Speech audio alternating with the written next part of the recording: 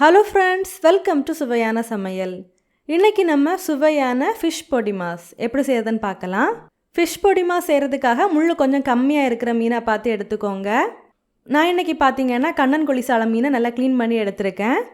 இதில் தேவையான அளவுக்கு உப்பு, 1/4 டீஸ்பூன் மஞ்சள் தூள் சேர்த்து நல்லா மீனில் தடவி விடுங்க. அடுத்ததாக இதை ஆவியில் வேக வச்சு எடுக்கிறதுக்காக ஒரு பாத்திரத்தில் தண்ணியை சூடாக விட்டுருக்கேன். இதில் ஒரு சின்ன பாத்திரம் எடுத்து வச்சுட்டு அதுக்கு மேலே நம்ம ரெடி பண்ணி எடுத்திருந்த மீனை வைக்கலாம். இப்போது இதை மூடி போட்டு மிதமான தீயில் ஒரு 7 நிமிஷத்துக்கு நல்லா ஆவியில் வேக வச்சு எடுக்கலாம். இப்போ பார்த்தீங்கன்னா இதை ஆவியில் வேக வச்சு எடுத்தாச்சு. இப்போது இதை நல்லா சூடார வச்சு எடுக்கலாம். மீன் நல்லா சூடாரி வந்ததுக்கப்புறமா இதில் இருக்கிற முள்ளை மட்டும் தனியாக எடுத்துகிட்டு மீனை நல்லா உதுத்து விடுங்க. சின்ன சின்ன முள் ஏதாவது இருந்தது அப்படின்னா அதை கவனமாக எடுத்துருங்க. எல்லா முள்ளையும் எடுத்ததுக்கப்புறமா நம்ம இந்த மீனை உதுத்து விடலாம். இந்த மாதிரி உதுத்து எடுத்துருங்க. இப்போது நம்ம ஃபிஷ் பொடி மாஸ் செய்கிறதுக்கு தாளிச்சிடலாம். ஒரு கடாயை சுடு பண்ணிவிட்டு கொஞ்சமாக தேங்காய் எண்ணெய் சேர்க்கலாம். எண்ணெய் சுடானதுக்கப்புறமா கடுகு வெடித்ததுக்கப்புறமா ஒரு காய்ந்த மிளகாய், கருவேப்பிலை சேர்த்து தாளிச்சிட்டு ஒரு 10 சின்ன வெங்காயத்தை கட் பண்ணி சேர்க்கலாம். இது கூடவே உங்கள் காரத்துக்கு ஏற்ப பச்சை மிளகாவை கட் பண்ணி சேர்க்கலாம். நான் இன்றைக்கி ஒரு பச்சை மிளகாய் கட் பண்ணி சேர்த்துருக்கேன்.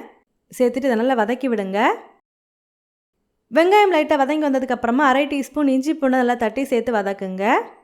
இஞ்சி பூண்டோட பச்சை வாசனை போனதுக்கப்புறமா கொஞ்சமாக மஞ்சள் தூள், 1/2 டீஸ்பூன் மிளகாய் தூள் சேர்த்துருக்கேன். நீங்கள் உங்கள் காரத்தை தகுந்த மாதிரி மிளகாய் தூள் சேர்த்துக்கோங்க. சேர்த்துட்டு இதை நல்லா கலந்து விடலாம். இதில் தேவையான அளவுக்கு உப்பு, அடுத்ததான் நம்ம உதுத்து எடுத்துருந்த மீனை இதில் சேர்க்கலாம். சேர்த்துட்டு இந்த மசாலாவோட நல்லா கலந்து விடலாம். மசாலாவோட சேர்ந்து மீன் நல்லாவே கொஞ்சம் ரோஸ்ட் ஆகி வரட்டும். மீன் லைட்டாக ரோஸ்ட் ஆகி வந்ததுக்கப்புறமா ஒரு 1/4 டீஸ்பூன் மிளகு நல்லா ஃப்ரெஷ்ஷாக தட்டி சேர்க்கலாம். சேர்த்து கலந்து விடலாம். அவ்வளோதான். கடைசியாக இதில் ஒரு 1/4 கப் அளவுக்கு தேங்காய் துருவல் சேர்த்து நல்லா கலந்து எடுத்தீங்கன்னா நம்மளோட சுவையான ஃபிஷ் பொடி மாஸ் ரெடி ஆகிடுச்சு.